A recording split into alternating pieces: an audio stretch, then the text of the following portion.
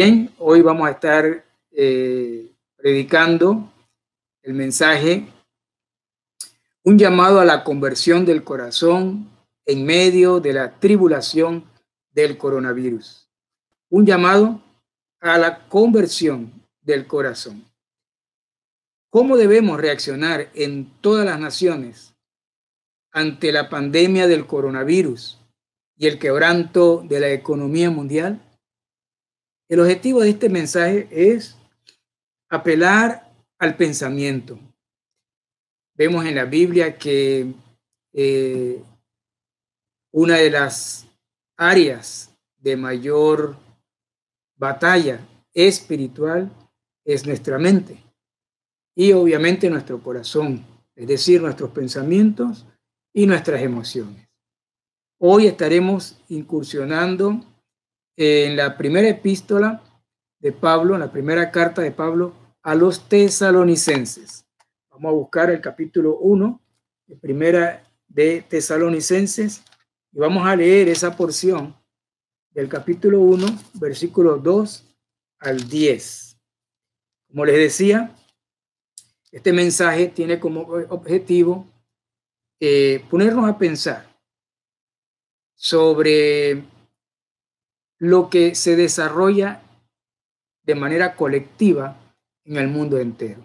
Hoy día estamos sufriendo la pandemia del coronavirus, pero mañana, otro día, el mundo podría estar sufriendo una gran aflicción de otra forma. Pero hay un detalle, que una de las cosas donde se trabaja mucho a nivel de las élites, a nivel de los que proponen los pensamientos o las filosofías para que entonces la raza humana tenga una tendencia a un comportamiento X. De aquí nacen las revoluciones, de aquí nacen los movimientos, las tendencias, las propuestas sociales.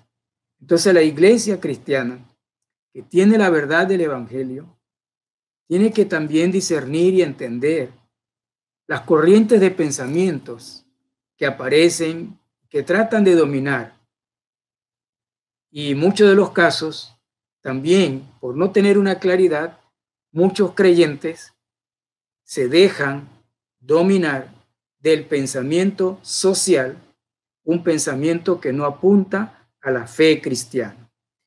Y de marco, de fondo, nos va a ayudar a pensar lo que nos enseña la palabra de Dios en primera de los Tesalonicenses, capítulo 1. Voy a leer corrido del 2 al 10.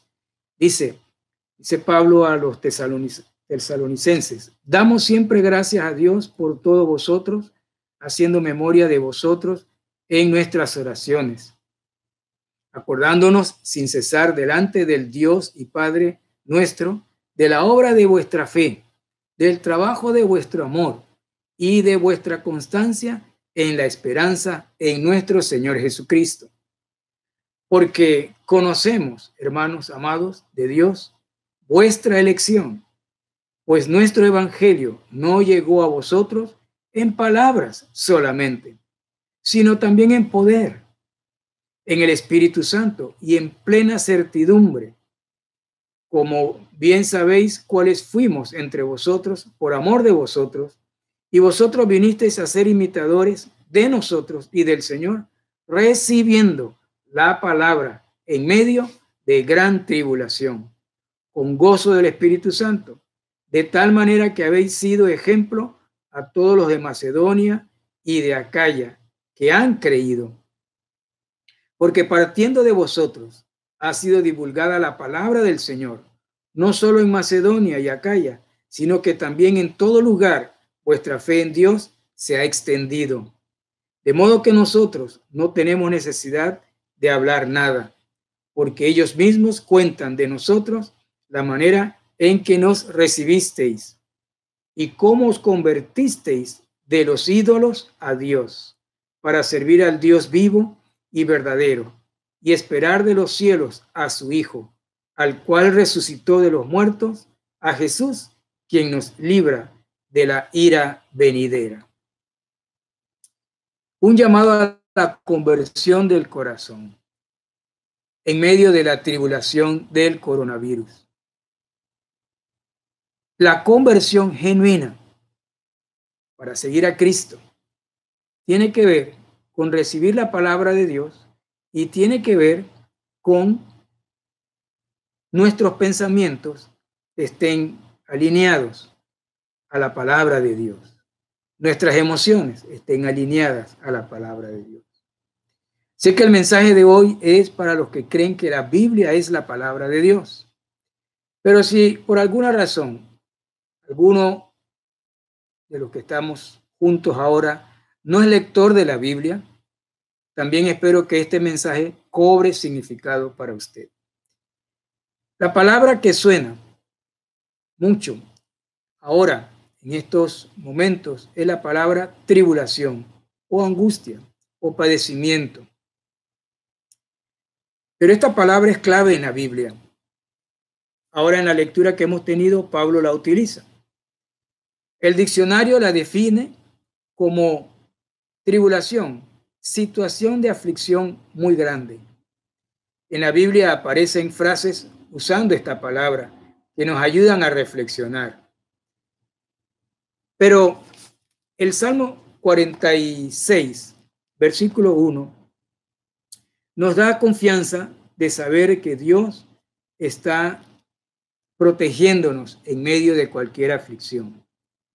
46:1, el Salmo dice: Dios es nuestro amparo y fortaleza, nuestro pronto auxilio en las tribulaciones. No importa qué tribulación, qué angustia, enfermedad, dolor estemos atravesando, Dios es nuestro amparo y nuestra fortaleza en nuestras tribulaciones. El mundo en el que vivimos es un mundo en angustia. El dolor y la muerte se ha apoderado del mundo y de los gobiernos en estos días. La desesperación ha invadido las mentes y los corazones de los más débiles que no tienen esperanza, al grado que algunos no lo han podido superar y se han quitado la vida. La tristeza domina los pensamientos y las emociones, oprime el corazón de muchas personas. Esto puede llevar a un individuo a reaccionar incontrolablemente hasta asesinar a seres queridos. Todo está en el pensamiento, en las emociones. ¿Quién puede controlar los graves niveles de desesperación que pueden embargarnos en algún momento? Solo los creyentes en Jesús, el Redentor, nuestro Redentor, podemos lograr alivio y sanidad a nuestros pensamientos frágiles y vulnerables. Con la pandemia que estamos confrontando, creyentes y no creyentes, muchos han muerto, muchos están sufriendo. El mundo vive hoy en verdadera tribulación. Todos queremos que todo esto termine pronto, pero supongamos que el coronavirus llega a ser controlado. Se detienen los contagios, el número de muertos se reduce. La pregunta es, ¿se acabarán las aflicciones en la humanidad? ¿Las angustias desaparecerán en el mundo? ¿Se acabarán las injusticias, los fraudes económicos, los escándalos, los conflictos y las guerras entre las naciones se acabarán? Quizá exista otro mal que no estamos viendo. Ese mal es el mal del egoísmo, del pecado que domina la mente de los hombres. Los 12 pasos para la recuperación de adictos que propone la Asociación de Alcohólicos Anónimos nos instruyen correctamente sobre qué hacer frente a una crisis. Ellos dicen que cuesta mucho que los adictos al alcohol den el primer paso para su recuperación. Ese primer paso es el que, donde el alcohólico, el adicto, acepta que tiene un problema, que está dentro de un problema, que no lo puede manejar. ¿Cómo lograr que ese individuo acepte que tiene un problema? Es increíble si logra superar esa negación. Muchos han llegado a decir que si el paciente acepta su condición de alcohólico, ya acepta, elimina esa negación de que no soy alcohólico y acepta su situación, muchos han dicho que cuando él acepta su condición, ya él ha avanzado un 50% en el proceso de su recuperación. Lo mismo sucede con el pecado. Solo el Evangelio de Jesucristo identifica cuál es el verdadero problema de la raza humana. Las religiones por lo general niegan la existencia del pecado en el ser humano. Niegan y no aceptan que el ser humano tiene este problema. Sin embargo, el Evangelio de Jesucristo es claro al exponer la pecaminosidad de cada uno de nosotros que formamos parte de la raza humana. Ese problema es el pecado de haberse separado de Dios, de haberse hecho independiente de Dios, Dios que es nuestro creador, que nos hizo. Ya sabemos que la consecuencia de esa separación de Dios es la llegada de la muerte y del sufrimiento, del dolor, de la vergüenza, de la tristeza. Y todos los demás sentimientos que se van sumando a este problema del pecado. La carta del apóstol Pablo a los tesalonicenses. Este grupo de los tesalonicenses estaba compuesto por creyentes gentiles, creyentes de trasfondo judío, que se convirtieron en la ciudad griega de Tesalónica. En esta epístola se toca el tema de pasar por momentos de angustia o de algún padecimiento, de alguna prueba. Pablo sufrió tribulación en Tesalónica al desarrollar su ministerio. Espero que podamos aprender de aquella experiencia de Pablo. También en esa epístola, Pablo incluye algo del tema de la gran tribulación profetizada para el fin de los tiempos. No es el propósito revisarlo ahora, pero podemos aprender de esta experiencia del apóstol Pablo. Veremos 3 puntos importantes para hoy. 1, nadie se escapa de las tribulaciones de la vida. 2, existen niveles o capas de tribulaciones. Y 3, veremos las 2 decisiones finales que cualquier ser humano deberá tomar ante cualquier tribulación o crisis. Lo primero, nadie se escapa de las tribulaciones de la vida. Desarrollemos este punto. Letra A, las tribulaciones del apóstol.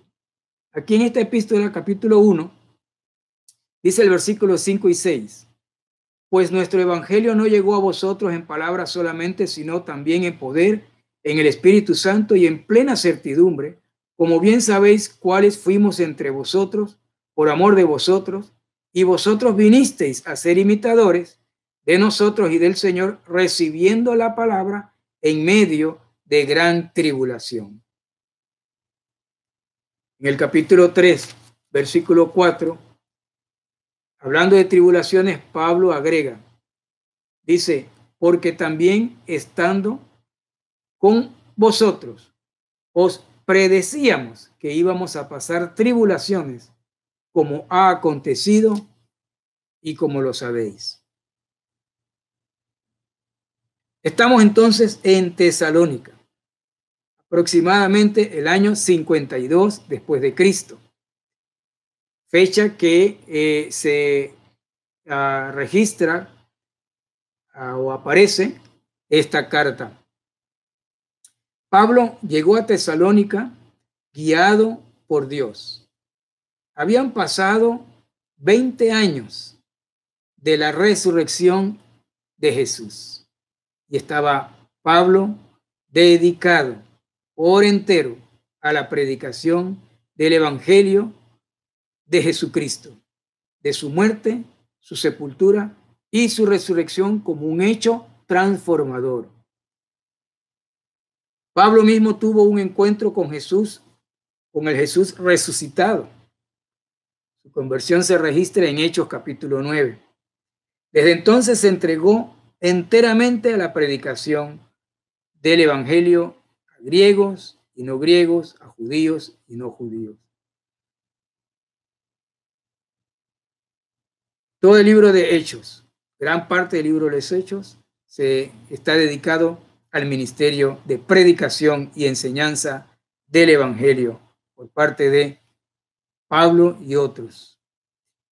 Otra cosa que podemos mencionar aquí es que Tesalónica era la segunda ciudad en importancia en Grecia.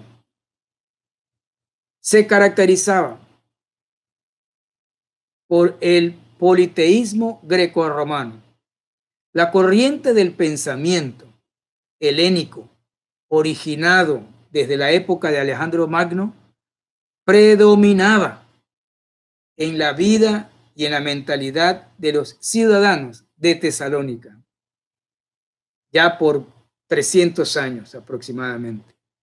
En ese contexto de las ideas se mantenía la pugna de los pensamientos, por un lado, idealistas del filósofo Platón, y por otro lado, la tendencia de los pensamientos materialistas propuesta de Aristóteles. La gente luchaba entre los valores espirituales y los valores de los placeres de la carne. Se preguntaban si podía existir alguna fuente de una verdad absoluta, porque las opiniones se encontraban. Pero siempre la pregunta es, ¿hay algún origen de la verdad? ¿Alguna fuente de la verdad absoluta? Ese era el ambiente en el que Pablo llegó a Tesalónico a predicar. El mensaje de Pablo era el evangelio de la resurrección de Jesús. Los ídolos de los tesalonicenses, de los atenienses, de las ciudades griegas, eran muchos. Podemos mencionar, del lado de los griegos, Poseidón, Zeus, Afrodita. Del lado de los romanos, Júpiter, Marte, Venus. La mitología griega, con sus deidades, coexistía con la mitología romana. Cada mitología proveía valores. Cada mitología proveía a la sociedad valores y significado para el modo de vida de ellos. Yo me sorprendo al decir esto por la influencia de la mitología griega y romana que se está levantando en pleno siglo XXI. Se le está dando un impulso hoy día a la forma de pensar de las personas y los países con un fondo mitológico, no verdadero, de la palabra de Dios, resurgiendo los valores y los significados de la vida de la tendencia helénica y románica.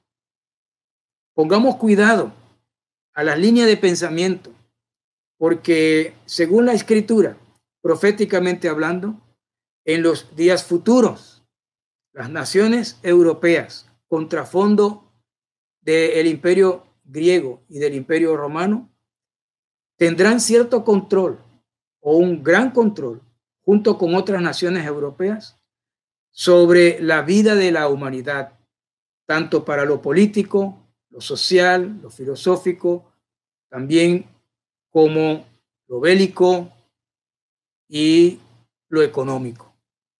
Por eso esto es importante. Leí hace apenas unos días que hace 3 años, en el 2017, un movimiento de ciudadanos griegos promueven la corriente helénica politeísta y que este movimiento fue oficialmente reconocido como religión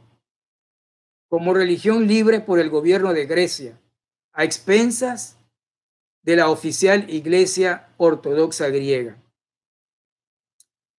Muchos no saben que el nombre oficial de Grecia no es Grecia, sino República Helénica, lo cual le hace mantener el vínculo con las tendencias helénicas que propuso Alejandro Magno hace ya 2300 años.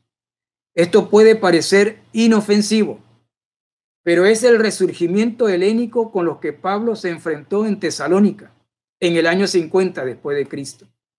Debemos poner atención a estos movimientos que quieren reivindicar las tendencias de acercamiento a las deidades como Horus, Zeus, Venus y otras de origen greco-romano.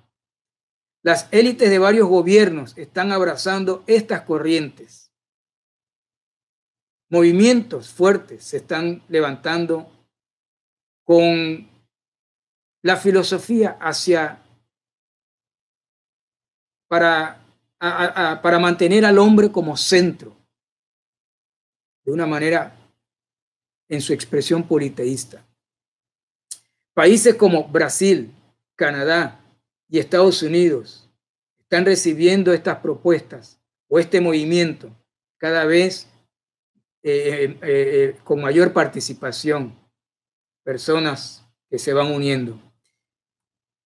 Tesalónica es un modelo como escenario para la predicación.